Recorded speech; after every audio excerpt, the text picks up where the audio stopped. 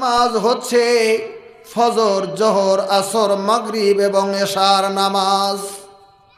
এই যে পাঁচটি নামাজ, তার ভিতরে দুটি নামাজ হচ্ছে, একটা এশা, একটা ফজর।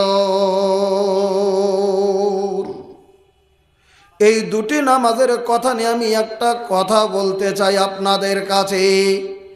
কথাটা হলো এইটা, এই দুটি নামাজের ফজিলতের কথা বলতে যে একটা হাদিসের ভিতরে সন্নিবিষ্ট হয়েছে। যেমন ধরে নেন, এশারের নামাজটা দিনের রাত্রে, কোন সময়? রাত্রে। আল্লাহ রাব্বুল আলামিনের নবী বললেন, মান সাল্লাল ইশা ফি জামাতিন ফাকান্নামা কামা নিসফুল লাইল।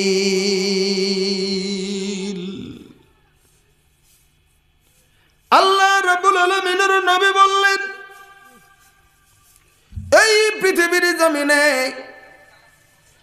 আমার কোন উম্মত, আল্লাহ রাব্বুল আলামিনের কোন বান্দা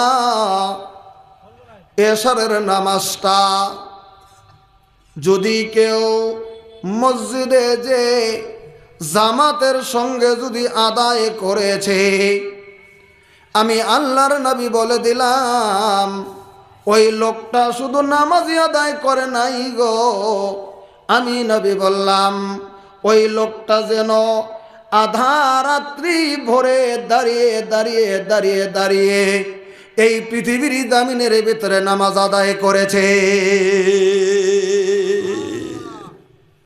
একটু জোরে সুবহানাল্লাহ কোন। আমাদের জীবনে এক দুইবার এশারের নামাজ জামাতে পড়েছি, এরকম লোক কে কে আছেন দেখি? জীবনের কথা বলছি, যতদিন থেকে নামাজ পড়েন এশারের নামাজ জামাতে পড়েছেন দেখি একটা দুইটা লোক? আল্লাহ, সবাই তো পড়েছি, হাত তুলতে লজ্জা করছেন, বুঝতে পারছি। যেদিন রাত্রিতে এশারের জামাতে জীবনে নামাজ জামাতে পড়েছেন মসজিদে, ওই রাত্রিতে আপনার আমল নামার ভিতরে আল্লাহ রাব্বুল আলামিন আধা রাত্রি পর্যন্ত একে রাহে দাঁড়িয়ে নামাজ পড়ার নেকিটা আল্লাহ রাব্বুল আলামিন আপনার আমল নামার ভিতরে দান করে দিয়েছে। এটা আমার পার্সোনাল বক্তব্য নয়, এটা আল্লাহ রাব্বুল আলামিনের নবী ডাইরেক্ট তার মুখ দিয়ে বলেছেন। এবার এশাটা হয়ে গেছে, আপনি একবারে মসজিদেই সুন্নত 2 রাকাত পড়েছেন, বেতের নামাজ পড়েছেন, রাত্রিতে তাহাজ্জুদ পড়ার অভ্যাস নাই, পড়েন নাই, আপনি বাড়িতে রাত্রিতে এসে ঘুমিয়ে গেলেন আর অপেক্ষায় রয়ে গেলেন কনসুম ফজরের আজান হবে, আমি তখন ফজরে মসজিদে যাব। সত্যি করেই সুবে সাদেকের পরেই ফজর আজান যখন হয়ে গেল, আপনি চেতন পেয়ে গেছেন, দূর দূর দূর দূর দূর দূর করে মসজিদে চলে গেলেন। আবার ফজরের নামাজটা ইমাম একটু লম্বা করে পড়িয়েছেন, আর আপনি তার সঙ্গে ফজরের নামাজটাও জামাতে আদায় করলেন। এশা পড়েছিলেন জামাতে, আবার ফজরের নামাজটাও জামাতে পড়লেন। এবার নবী ফতোয়াটা দিলেন, ওমান সাল্লাস সুবহা, আবার যদি ওই লোকটা ফজরের নামাজটা যদি জামাতে যদি আদায় করে নিলেন, নবী বললেন ফাকা আন্নামা কামাল লাইলা কুল্লাহ, আমি নবী বলে দিলাম ওই লোকটা যেন গো সারাটি রাত্রি দাঁড়িয়ে দাঁড়িয়ে যেন নামাজ আদায় করেছে। একটু সুবহানাল্লাহ জোরে কবেন না? আমলটা নাই যে, ওই জন্য জোরে আসে না, তাই না? ঘটনাটা তো এরকমই। আমার ভাইরা, যে লোকটা পৃথিবীর জমিনের ভিতরে সপ্তাহে 5 দিন যদি 7 দিনের তাহলে লোকটা সপ্তাহে 7 দিনই সারা রাত দাঁড়িয়ে দাঁড়িয়ে নামাজ পড়েছে। এ কথা আল্লাহ রাব্বুল আলামিনের নবীজি ঘোষণা করলেন। কোন কোন নামাজের কথা বললাম? কোন কোনটা? এশা এবং ফজর। এটা সাধারণত রাত্রির অংশের ভিতরে আদায় করা হয়। এবার আসেন, আমি আসলে যে কথাটা বলতে চেয়েছিলাম, আজকে ঠান্ডার ভিতরে জালসা শুনতেছি। ঠান্ডার মধ্যেকার জালসা আর নর্মাল দিনের জালসা সভা কোনো দিন হয়তো আল্লাহ তাআলা সমান করবেন না। বলবেন কেন? এবার একটা হাদিস বলছি আপনাদের কাছে। হাদিসটা হচ্ছে আল্লাহ রাব্বুল আলামিনের নবী রাত্রের নামাজের কথাটা বলেছে। আসলেতে হাদিসের ব্যাখ্যার ভিতরে দুটি নামাজের কথা বলা আছে। একটা এশারের নামাজ, আর একটা হচ্ছে ফজরের নামাজ। সালাতুল এশা, সালাতুল ফজর। আমার ভাইরা, আজকের দিনের মতো যেমন ধরে নেন টনটনা দিন, কোনো বৃষ্টি আছে কি? নাই। আকাশ মেঘাচ্ছন্ন নয়। আল্লাহ রাব্বুল আলামিনের নবীদের কানা, তার মানে যে রাত্রিতে আকাশে চন্দ্র নাই, মাসে 2টো দিন একটা রাত্রি ফুল চন্দ্র থাকে না, ওই রাত্রির নামটা হচ্ছে আমাবস্যার রাত্রি। তাই কি না? আমাবস্যা কন্যা কি কন? পূর্ণিমা আর আমাবস্যা। বাংলাতে বলি আমাবস্যার রাত্রি। যে রাত্রিতে চন্দ্র ওঠেই না, ওই রাত্রিটার নাম আমাবস্যার রাত্রি। আচ্ছা, ফাড়াম করে বলেন তো, আমাবস্যার রাত্রিটা আন্ধার থাকে না আলো থাকে? আন্ধার। আমি হাদিসের সঙ্গে মিলানের জন্য কথাটা বলতে চাইছি। আন্ধার থাকে। বেশি আন্ধার না কম আন্ধার? বেশি আন্ধার। তারপরে গো, আকাশে যদি মেঘ না থাকে, খ খ করে যদি তারকাগুলি নদীত হয়ে যায়, তাও একটু আন্ধারটা কম থাকে।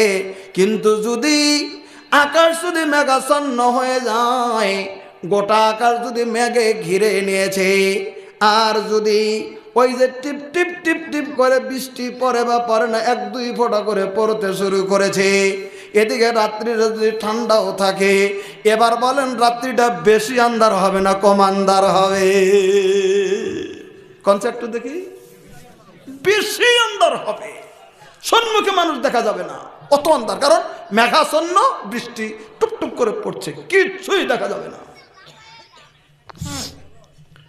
অমন রাত্রিতে একটা লোক যদি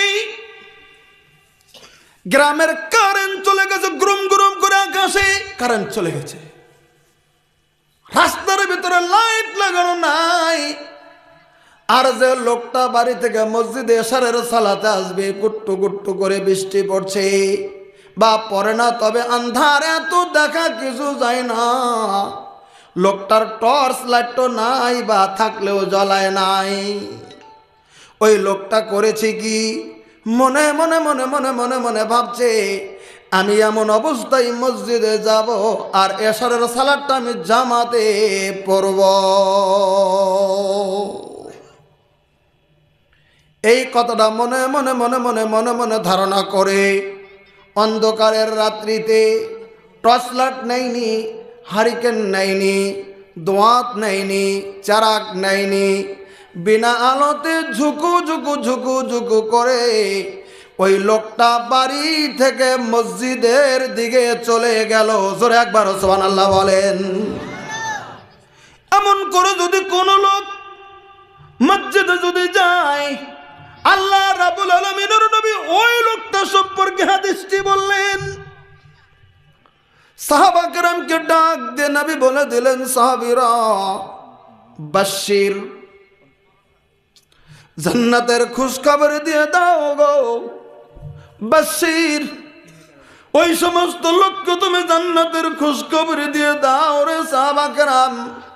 আল মাশাইনা ফিজ যুলাম, যে মানুষগুলি ওই যে অন্ধকারের ভিতরে পায়ে হেঁটে খটখট খটখট খটখট করে মসজিদে চলে গেল। আল মাশাইনা ফিজ যুলাম, অন্ধকারের রাত্রিতে পায়ে হেঁটে হেঁটে হেঁটে হেঁটে যদি মসজিদে যদি চলে যায়, আমি আল্লাহ রাব্বুল আলামিনের নবী বলে দিলাম ওই লোকটার জন্য জান্নাতের খুশখবরি দিয়ে দাও। কেমন খুশখবরি তুমি দেবে? আল মাশাইনা ফিজ যুলাম বেনূরেত তামে ইয়াউমাল কিয়ামা, আল্লাহ তাআলা যেন এই পৃথিবীতে লোকটা অন্ধকারে মসজিদে দুক দুক দুক দুক করে গেল, আল্লাহ তাআলা ওই লোকটাকে কঠিন কিয়ামতের দিন তার সমস্ত জায়গা নূর দিয়ে বদল দিয়ে আলোকিত করে দেবে। আল্লাহ তাআলা বলে দেবেন, বান্দা পৃথিবীর জমিনে তুমি অন্ধকার মেনে নাও নাই, তোমার কাছে টর্চলাইট ছিল না, তুমি টর্চলাইটের তাওয়াক্কা তুমি করো নাই, সম্মুখে দেখা যায় না কিন্তু তুমি শয়তানটা তুমি করো নাই, তুমি দগ দগ দগ দগ করে তুমি মসজিদে গেছো অন্ধকারে। আজকে আমি আল্লাহ তোমাকে উত্তম সাজা দেব। উত্তম সাজা কি? পৃথিবীতে তুমি অন্ধকারে আমার জন্য তুমি গেছো, আমি আল্লাহ আজকে তোমার তামাম কিয়ামতের ময়দান তোমার জন্য আলোকিত করে দেব। ওই লোকটার জন্য পার্সোনাল কথা বলা আছে। আমার ভাইরা, ওজন্য বলছিলাম এমনি ফরকালের কথা বলা হয়নি, অন্ধকার শব্দ নবী উচ্চারণ করেছেন, জুলাম শব্দ উচ্চারণ করেছেন নবী। ওজন্য বললাম আজকের জমিনে যদি খিটখিটে যদি ঠান্ডা হয়ে যায় আর যদি কঠিন অবস্থা যদি হয়, কঠিন কোহারাম যদি খুব কঠিন যদি কষ্টের মধ্যে যদি জালসা শুনি, তাহলে এই কষ্টের বিনিময়ে আল্লাহ রাব্বুল আলামিন আমাকে পুরোপুরি দান করে দেবে। কি দেবে? এবার শোনেন, আমরা আজকে বসেছি মসজিদের সামনে না স্কুলের সামনে? জোরে বলেন, একটু জোরে বলেন, কোথায়?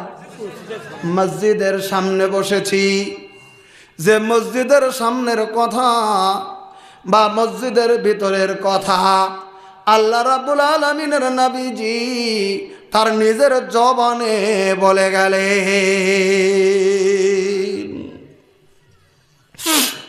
প্রশ্ন যদি করেন আল্লাহ রাব্বুল আলামিনের নবী কোন কথা বললেন?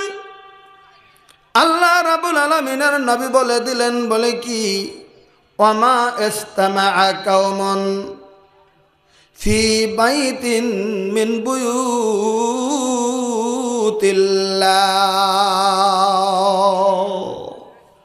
হাদিসটা মুসলিম শরীফের মিশকাতে আছে। আল্লাহ রাব্বুল আলামিনের নবী বললেন, ওয়ামা ইসতামা কাওমুন, এই পৃথিবীর কোন গ্রামের অঞ্চলের মানুষগুলি একটা জায়গায় যখন জমা হয়ে যাবে, দুইজনের উপরে তিনজন পাঁচজন থেকে লক্ষ লক্ষ মানুষ যদি জমায়েত হয়ে যায়, ওই জায়গাটার নাম তখন হবে ইস্তামা। আল্লাহ রাব্বুল আলামিনের নবী বললেন, ওয়ামা ইস্তামা কাওমুন ফি বাইতিন মিন বুয়ুতিল্লাহি, পৃথিবীর জমিনে আল্লাহ রাব্বুল আলামিনের যেগুলি মসজিদ রয়েছে, আল্লাহর যেগুলি ঘর রয়েছে, মসজিদ রয়েছে, ওই মসজিদের ভিতরে বা মসজিদের বারান্দা বা মসজিদ সংলগ্ন যদি বৈঠকটা হয়, যে বৈঠকের ভিতরে ইয়াতলুনা কিতাবাল্লাহ, যেখানে আল্লাহ রাব্বুল আলামিনের কোরআনে কারীম যে জায়গার ভিতরে তেলাওয়াত হবে, আল্লাহ রাব্বুল আলামিনের কোরআন তেলাওয়াত হবে, ইয়াতলুনা কিতাবাল্লাহ। দুই নম্বরে নবী বললেন, ওয়ায়াতাদারাসুনাহু বাইনাহুম, আর ওই লোকগুলিন যা আছে লোকগুলিনের ভিতরে কোরআনের দর্স হবে, হাদিসের দর্শ হবে, কোরআনের আলোচনাগুলি হবে, কোরআন কোন জিনিস বলা হবে, কোরআনের আয়াতের তরজমাগুলি করা হবে। আজকে আপনারা শুনলেন, একটু আগেই বলেছিলেন জনাব মাওলানা আব্বাস আলী আসারি সাহেব কত সুন্দর করে আলোচনাগুলি তুলে ধরেছিলেন হিংসার বাবদে, হকের বাবদে, ছেলেমেয়ের হক সম্পর্কে উনি আলোচনা করেছিলেন। আপনারা তো জানেন, কত সুন্দর করে শুনলেন আলোচনাটা আজকের জামিনে। এরকম কোরআনের দর যদি হয়, আল্লাহ রাব্বুল আলামিনের নবী সাল্লাল্লাহু আলাইহি ওয়াসাল্লাম বললেন ওয়াতাদারাসুনাহু বাইনাহুম, এই আলোচনা যতক্ষণ চলবে, নাজালাত আলাইহিমুস সাকিনা, যতক্ষণ বৈঠকটা চলবে, আল্লাহর সুকুনতের শান্তি ওই মানুষগুলিনের প্রতি বর্ষিত হতেই থাকবে। বৈঠক বিভিন্ন জায়গাতে হয়, অনেক সময় গান বাদ্য বাজনার বৈঠক হয়, অনেক সময় জুয়া খেলার বৈঠক হয়, অনেক সময় বিচার আদালতের বৈঠক হয়, অনেক সময় অন্যান্য বিষয়ে বৈঠক হয়, অনেক সময় রাজনৈতিকভাবে বৈঠক হয়। কিন্তু যে বৈঠকে কোরআন হাদিস আলোচনা হবে মসজিদ সংলগ্ন কোনো জায়গাতে, এই কথা আল্লাহ নবী সাল্লাল্লাহু আলাইহি ওয়াসাল্লাম বলেছেন, তাহলে ওই বৈঠকে আল্লাহর রহমত নাজিল, আল্লাহর শান্তি বর্ষিত হতে থাকবে যতক্ষণ লোক ওই বৈঠক চলবে। আর একটা বার জোরে সুবহানাল্লাহ বলেন। তাহলে আমরা যারা এসেছি আজকের বৈঠকে, আমাদের প্রতি আল্লাহর রহমত নাজিল হচ্ছে এবং হতে চলছে, আমাদের লাভ হচ্ছে না লোকসান হচ্ছে? লম্বা হাদিস আছে, এটা আমি আলোচনায় যাব না, সময় খুব শর্টের দিকে যাচ্ছে। আমি বলে দিয়েছিলাম, তাহলে আল্লাহ রাব্বুল আলামিন যিনি মহান সত্তা, আমাদেরকে হাজির করেছেন ওই আল্লাহ রাব্বুল আলামিনের প্রতি দিল থেকে মোহাব্বত করে আজকের জামিনে একটা বার পরে নেই সবাই মিলে আলহামদুলিল্লাহ। আল্লাহ রাব্বুল আলামিনের তারিফের পরে আমাদের যিনি বিশ্বের নবী, সৈয়দুল মুরসালিন, রহমাতুল লিল আলামিন, খাতামান নবীন, সৈয়দনা হযরতে মুহাম্মদুর রাসূলুল্লাহ সাল্লাল্লাহু আলাইহি সাল্লামের প্রতি শত সহস্র দরুদ ও সালাম দিল থেকে মোহাব্বত করে অন্তর থেকে নবীর প্রতি একটাবার দরুদ পড়ি সাল্লাল্লাহু আলাইহি ওয়াসাল্লাম। আমার ভাইরা, আমাদের যিনি নবী, ইনি সৈয়দুল মুরসালিন, সমস্ত নবীদের সর্দার নবী, আমাদের নবী, যিনি রহমাতুল লিল আলামিন, সারা পৃথিবীর যিনি রহমতের টুকরো, ইনি আমাদের নবী, যিনি কঠিন কিয়ামতের দিন সর্বপ্রথম মাথা বের করে কবর থেকে হাসরের ময়দানে উঠবে, একটাবার জোরে সুবহানাল্লাহ বলেন, ইনি আমাদের নবী। যিনি কঠিন কিয়ামতের দিন আমাদের জন্য আল্লাহ রাব্বুল আলামিনের দরবারে সেজদায় পড়ে কাঁদবেন, তিনি আমাদের নবী। কঠিন কিয়ামতের দিন সমস্ত মানুষ, হযরত আদম থেকে নিয়ে কিয়ামতের দিন পর্যন্ত যত লোক পৃথিবী থেকে মারা যাবে, সমস্ত মানুষ যে সেদিন দাঁড়াবে, সবার মুখে একটা শব্দ থাকবে, নফসি নফসি। একটা লোকের মুখে কঠিন কিয়ামতের দিন একটা শব্দ থাকবে, উম্মতি উম্মতি, তিনি আমাদের নবী। আমার ভাইরা, সেই নবী আমাদের জন্যে তার জীবনে কষ্টের উপর কষ্ট পৃথিবীর জামিনের ভিতরে করে গিয়েছেন। কষ্টকে কষ্ট মনে করেননি আমাদের নবী, কোন মুহূর্তে কষ্টকে কষ্ট মনে করেননি। আমাদের জন্য তিনি পৃথিবীর জামিনের ভিতরে মানবতার জন্যে আমাদের দরদের নবী কষ্টের পাহাড় বুকে নিয়ে এই পৃথিবীর জামিনে এক নাম্বার নবী হিসাবে আল্লাহ রাব্বুল আলামিনের দরবারে পরিচয় দিয়েছে, তিনি আমাদের নবী। আপনারা বলবেন যে কি হলো, আলোচনা খুব ধীরে করছেন, বয়সও তো অনেক হতে চলছে, কাজে গতিকে ধীরেই আলোচনা করছে, আপনারা যেন একটু শুনতে ভালো পারেন। এবার আসেন, আমি আজকে একটা আয়াত দুটি আয়াত তেলাওয়াত করছি, তার একটার সারমর্ম আজকে আপনাদের কাছে যাব। আমার সময় শেষ হবে, আমি আপনাদের কাছ থেকে ছেড়েও দেব। খুব কথাটা খেয়াল করে যাবেন। আমি একটা আয়াত তেলাওয়াত করেছিলাম সূরা ফাতাহ থেকে। কোরআনে কারিমে 114টি সূরা আছে, তার ভিতরে একটা সূরা সূরাতুল ফাতাহ। সূরা ফাতাহ থেকে একটা আয়াত তেলাওয়াত করেছি, কিয়দাংশ সামান্য অংশ প্রথমের, তার তরজমা তাফসীর করে শেষের দিকে যাওয়ার চেষ্টা করব। আমি আলোচনা করেছিলাম আমার নবী সম্পর্কে। আল্লাহ রাব্বুল আলামিন তার নবী সম্পর্কে কি বললেন? আল্লাহ রাব্বুল আলামিন বলে দিলেন মুহাম্মাদুর রাসূলুল্লাহ।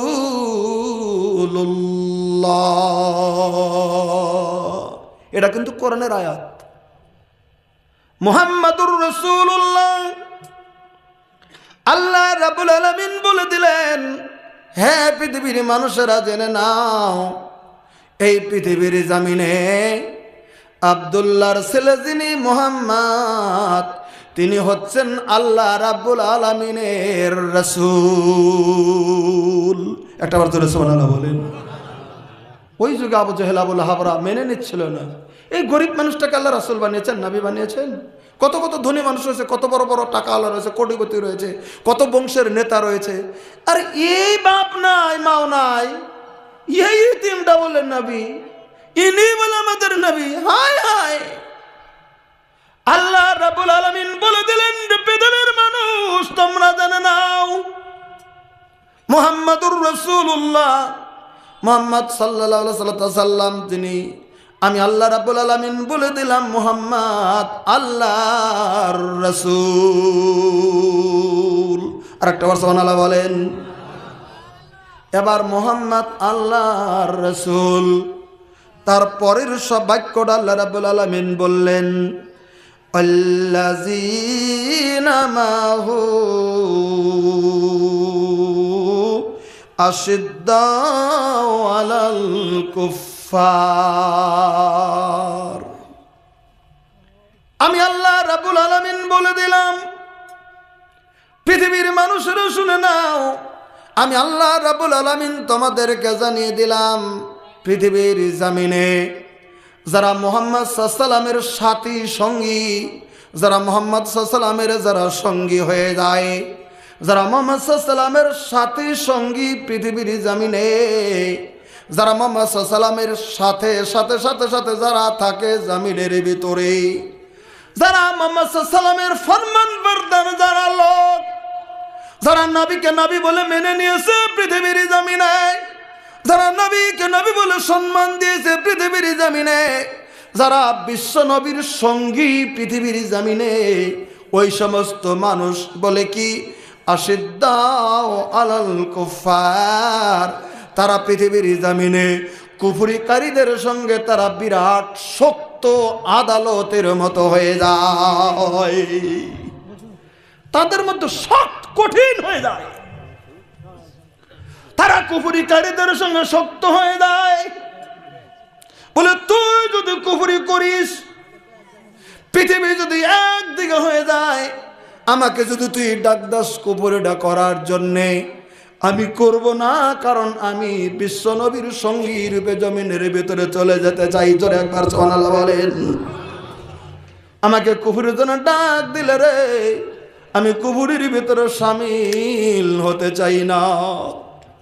কেউ যদি বলে তোমাকে 50 কোটি টাকা দেব, তুমি তোমার মাবুদকে ছেড়ে দাও, কুফরি শুরু করে দাও, কিন্তু যারা মুহাম্মদ সাল্লাল্লাহু আলাইহি সাল্লামের সঙ্গী পৃথিবীর জমিনে গো, জবাব দিয়ে দিবে না না না না না, তুমি 50 কোটি কেন গো, গোটা দেশ যদি তুমি আমাকে দাও, আমি মুহাম্মাদের সঙ্গী, আমি তার বিশ্ব নবীর আদর্শতেই থাকবো, কুফরির ভিতরে জয়েন করব না। কথাটা বোঝা গেছে? আল্লাহ বললেন যারা মুহাম্মাদের সঙ্গী আশিদ্দাউ আলাল কুফফার, কুফরিকারীদের সঙ্গে তারা বিরাট শক্ত হয়ে যায় পৃথিবীর জমিনে। কিন্তু জাতীয় অন্তর কঠিন থাক না কোনো কুফরিকারীদের সঙ্গে, তারপরের বাক্য বললেন রুহামাউ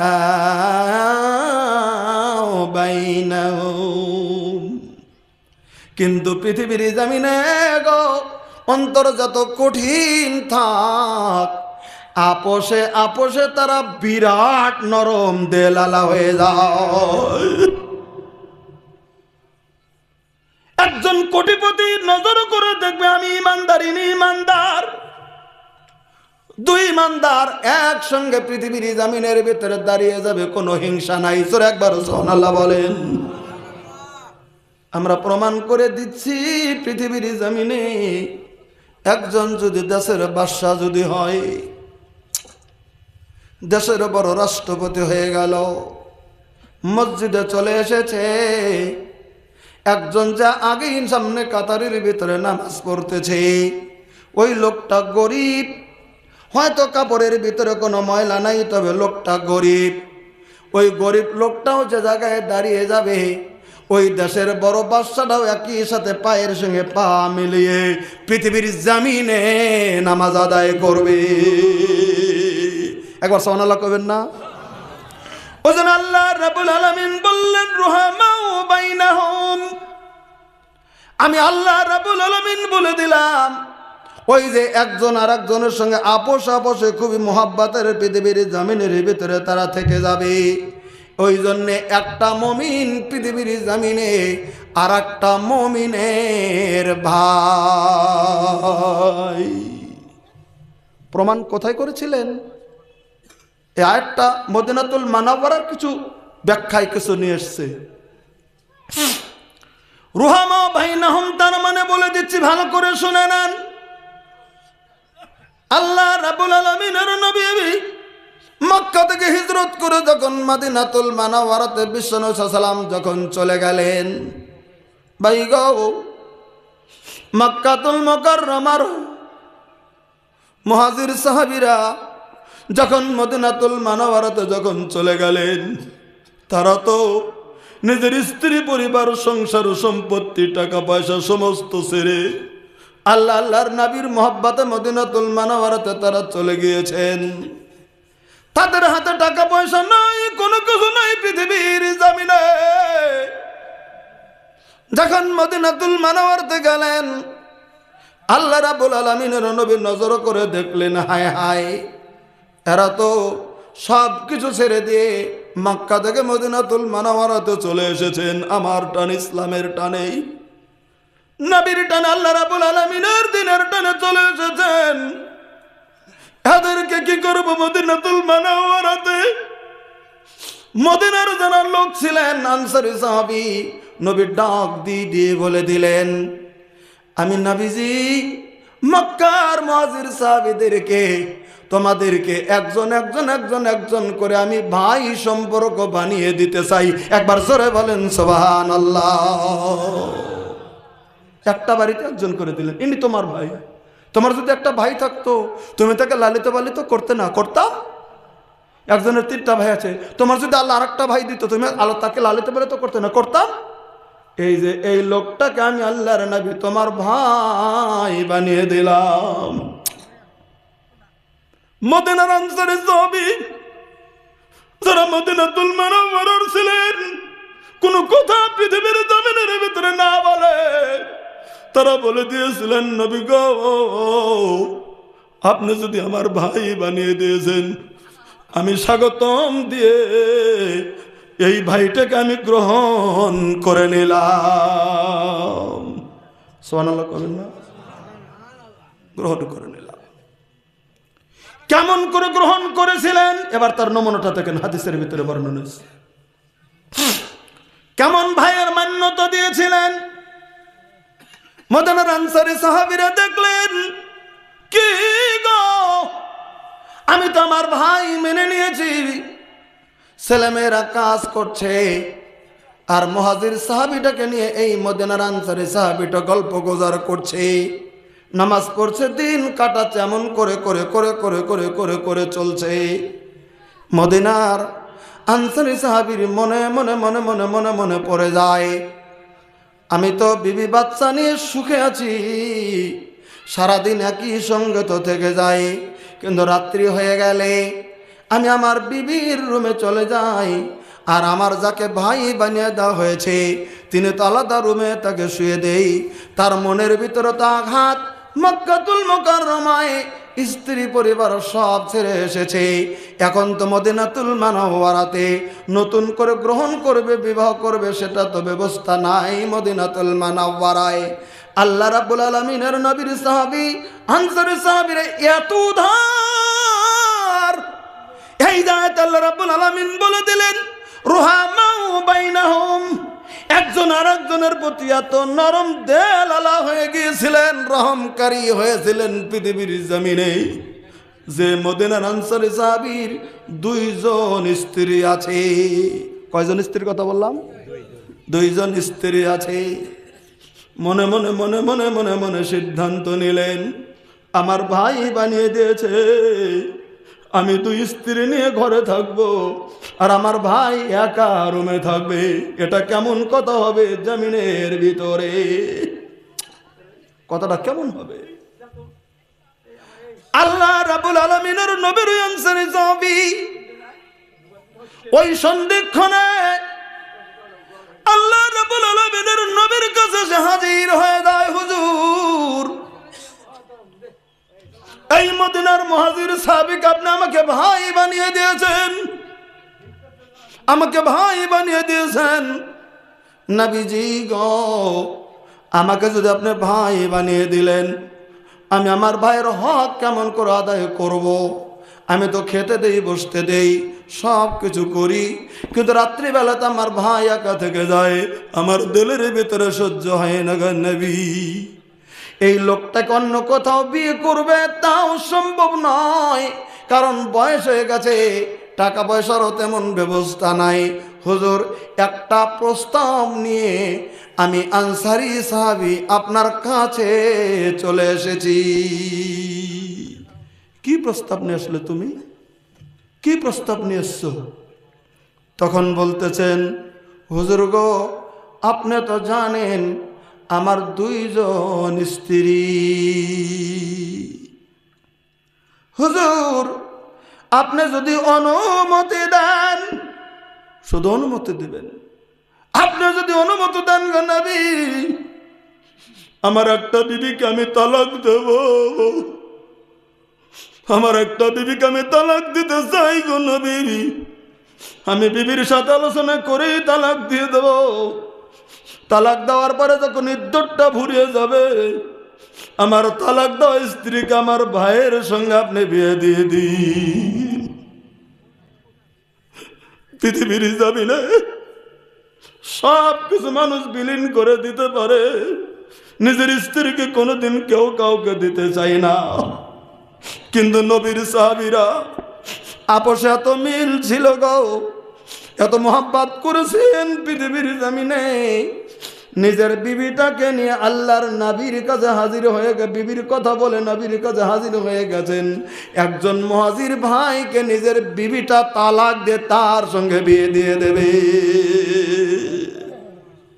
চিন্তা করতে পেরেছেন? এর নাম রুহামাউ বাইনাহুম। আল্লাহ রাব্বুল আলামিন কোরআনে কারিমের ভিতরে বলে দিলেন, রুহামাউ বাইনাহুম, একজন আরেকজনের সাথে রহম করা পৃথিবীর জমিনে মুমিনের সিফাত। জোরে বলেন সুবহানাল্লাহ। আমি ওদিক যাচ্ছি না, সময়ের তাকাল কিল্লত দেখে হালকা একটা ঘটনা আমি আপনাদের কাছে তুলে ধরব, খুব ভালো করে শুনে নেবেন। সব দিন সব আলোচনা করা যায় না, আজকে আলোচনাটা একটু করে নিতে চলছি। আল্লাহ রাব্বুল আলামিনের নবীজি ইন্তেকালের পরে একটা ঘটনা, আমি কখনকার কথা বলতে চাইছি, নবীর ইন্তেকালের পরের ঘটনা। বুঝতে পারছেন কথাটা? নবীর জিন্দেগি থাকার অবস্থার নয়, নবীর ইন্তেকালের পরের ঘটনা বলছি। আপনারা বলেন তো, নবী ইন্তেকাল হওয়ার পরে পৃথিবীতে প্রথম খলিফা কে ছিলেন? হযরত আবু বকর সিদ্দিক রাদিয়াল্লাহু তাআলা আনহু। আবু বকরের ইন্তেকালের পরে খলিফা কে ছিলেন? হযরত ওমর ফারুক রাদিয়াল্লাহু তাআলা আনহু। এই ওমরে যখন খলিফা তখনকার একটা ঘটনা বলছি, খুব ভালো করে শুনে নেবেন। রুহামা বাইনাহুম কাকে বলে? একজন আরেকজনের দিকে রহম দেলালা কাকে বলে? ইতিহাস শুনলে বুঝতে পারবেন রুহামা ও বাইনাহুম কোন জিনিসটার নাম। আজকে ভাইয়ে ভাইয়ে মিল নাই, পড়শি পড়শি মিল নাই, বাপ বেটা মিল নাই, স্বামী স্ত্রী মিল নাই, স্বাস্থ্য ভাইয়ের সাথে মিল নাই, চাচা ভাইস্তা মিল নাই, বংশে বংশে মিল নাই। এরকম হয় কি না জোরে বলেন? দাঙ্গা হচ্ছে। কিন্তু না, রুহামা ও বাইনাহুম কাকে বলে? আমার ভাইরা, যখন খলিফাতুল মুসলিমিন হযরত ওমর ফারুক রাদিয়াল্লাহু আনহু, কার কথা বললাম একটু কথা বলেন? হযরত ওমর খলিফা। ঘটনাটা ছিল 15 হিজরির, 15 হিজরি সনের ঘটনাটা বলছি। হযরত ওমর যখন খলিফাতুল মুসলিমিন, তখন একটা ইসলামিকের সঙ্গে অন্যদের সঙ্গে একটা যুদ্ধ হয়েছিল, ইসলামিক সৈন্যদের সঙ্গে এবং অন্য সৈন্যদের সঙ্গে। ওই যুদ্ধটার নাম ছিল ইয়ারমুকের যুদ্ধ। ইয়ারমুকের যুদ্ধ। তখন নবী বেঁচেন নাই, হযরত আবু বকর নাই, হযরত ওমর তখন খলিফা। ওই যুদ্ধের সেনাপতি বানিয়ে দেওয়া হয়েছিল হযরতে খালিদ বিন ওলীদ রাদিয়াল্লাহু তাআলা আনহু। নামটা কার বললাম? খালিদ বিন ওলীদ। আপনারা জানেন, নাম শুনেছেন খালিদ বিন ওলীদের অনেক সময়। ইয়ারমুকের যুদ্ধে মুসলমান সৈন্যের সংখ্যা ছিল 24 থেকে 25,000, আর অন্য গ্রুপ যে ছিল তাদের সংখ্যা ছিল 1,20,000। যাক, ওগুলি না আমি বলতে চাই নাই। যুদ্ধ যখন শুরু হয়ে যায়, অবশ্য যুদ্ধর শেষে মুসলিম সেনাবাহিনী জয়লাভ করেছিল, সেটা আলাদা ব্যাপার। তবে ওই যুদ্ধে কিছুগুলি সাহাবী ময়দানের ভিতরে শহীদ হয়ে যায়। তার ভিতরে ইসলামিক ইতিহাস জলজল পটপট করে তার ভিতরে লেখা রয়েছে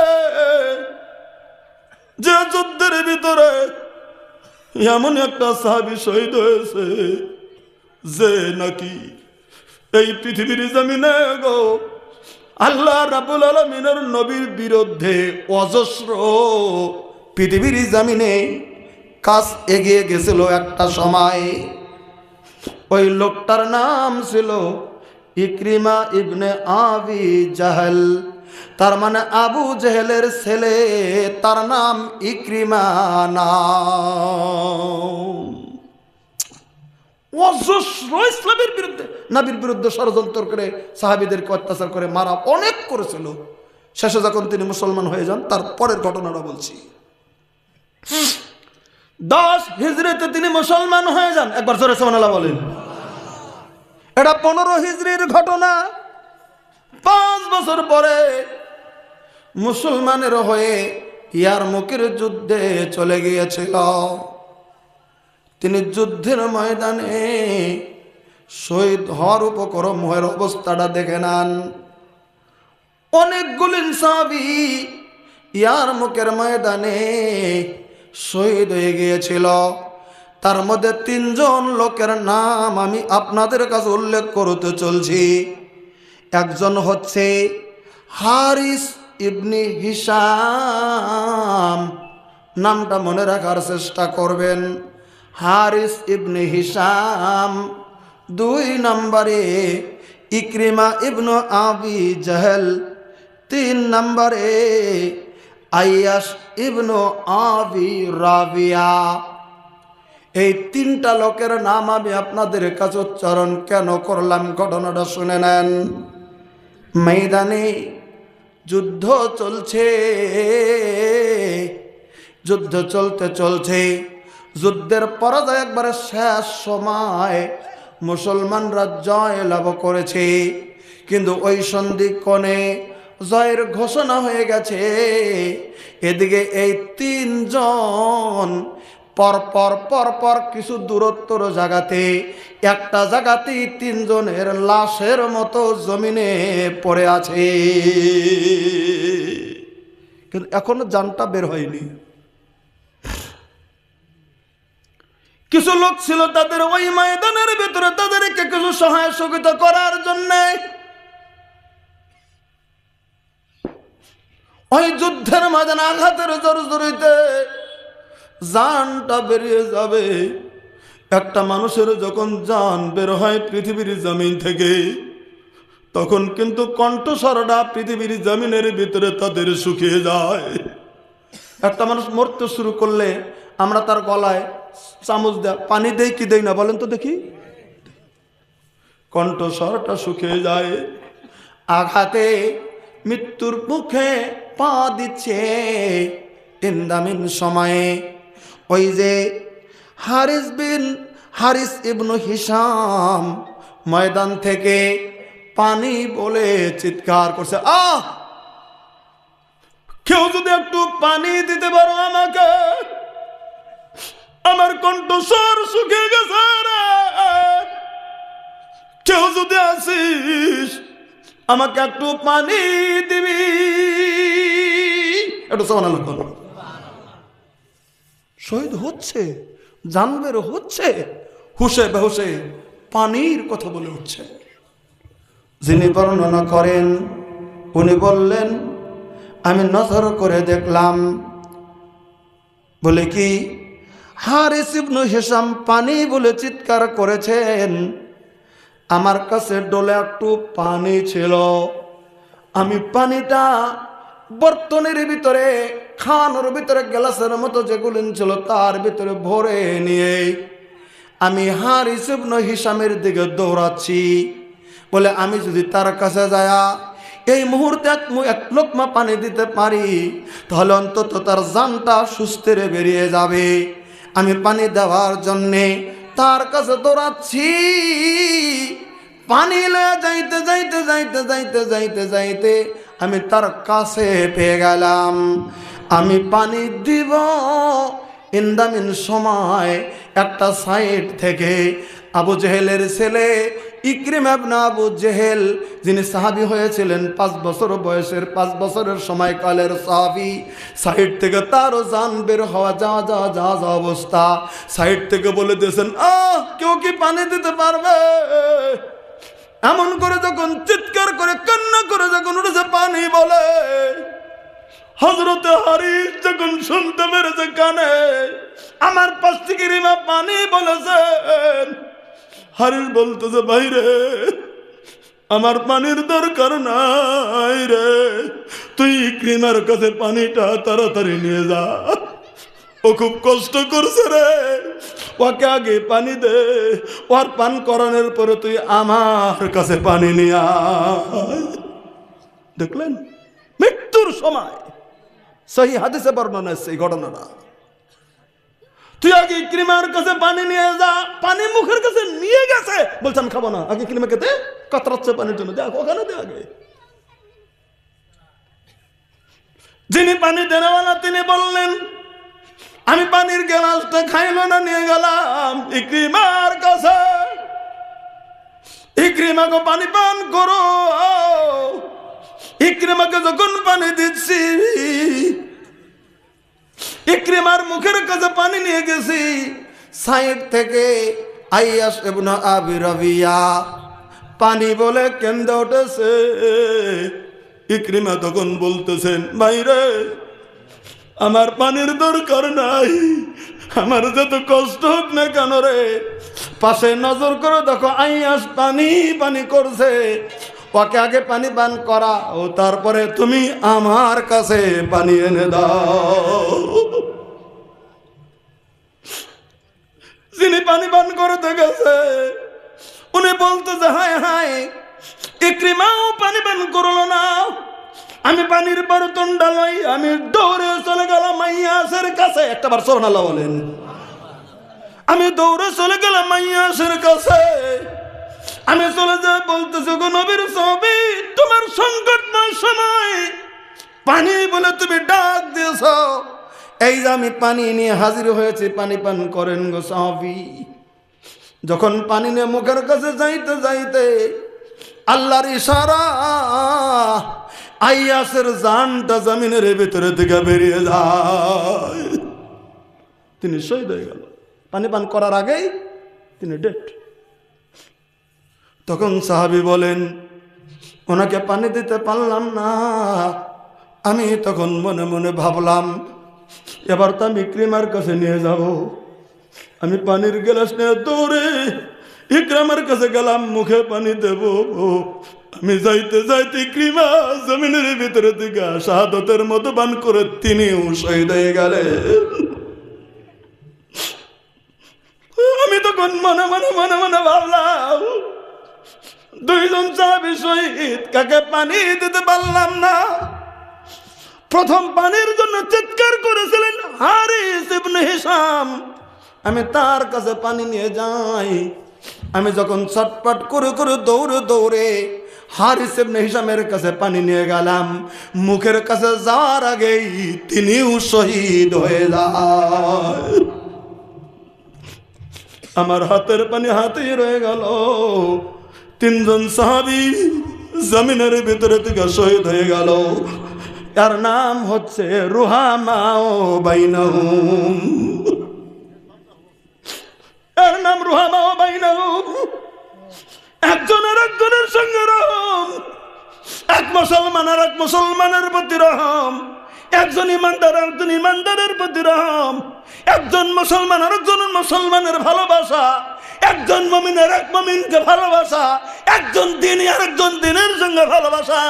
এর নাম হচ্ছে পৃথিবীর জমিনের ভিতরে রহম।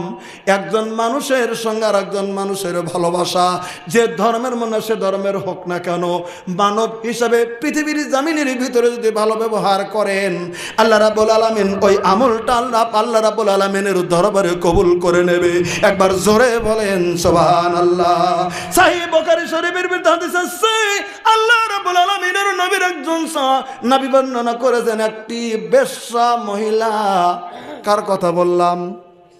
এটা বেশ্যা মহিলা, যে তার দেহ বিক্রি করে সারা জীবন খায়।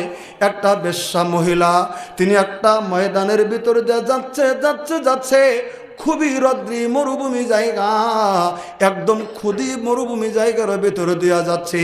হঠাৎ করে ওই মেয়েটা নজর করে দেখতেছে, বলে কি ওখানে একটা কুয়া আছে, আর কুয়ার পাশে একটা কুকুর আছে। কুকুরটা কঠিন রদ্রের চোটে এত তার গলাটা শুকিয়ে গেছে, কুকুরের লম্বা জিহ্বাটা বের করে এরকম করে ফেল ফেল ফেল ফেল করে পানির জন্যে কুয়ার পার্শ্বে ওই কুকুরটা যেমন হাঁফাতে শুরু করে দিয়েছে। কুকুরটা যখন হাঁফাচ্ছে, তখন এই যে এই মেয়েটা এই অবস্থা দেখে নিয়ে দেখছে কুকুরটার খুব কষ্ট হচ্ছে। তাই তিনি কি করলেন, তার ওড়নাটা খুলে, তার যেটা গায়ের কাপড় ছিল ওড়নাটা খুলে কুয়ার মধ্যে নামিয়ে দিলেন।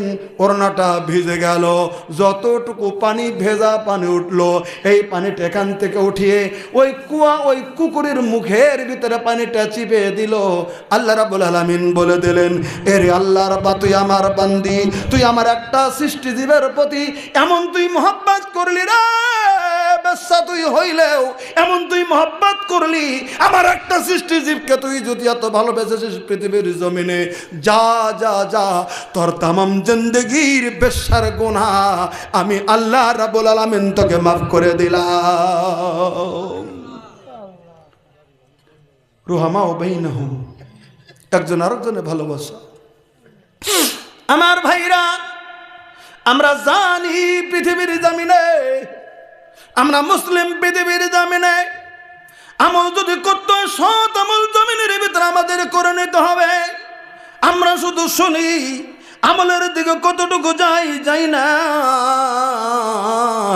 কিন্তু না না, অবশ্যই আমলের দিকে আমাদের চলে গেলেই তো আমরা পূর্ণ জমিনের ভিতরে মুসলমান।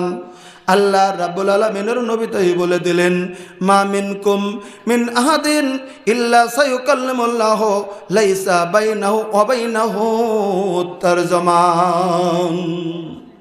আল্লাহ রাব্বুল আলামিনের নবী বললেন, কঠিন কিয়ামতের দিন এমন একটা দিন আসবে, প্রত্যেকটা বান্দার সঙ্গে যেদিন আল্লাহ রাব্বুল আলামিন কথা বলবেন, কিন্তু সেদিন কোনো তর্জমাকারীর কোনো প্রয়োজন হবে না।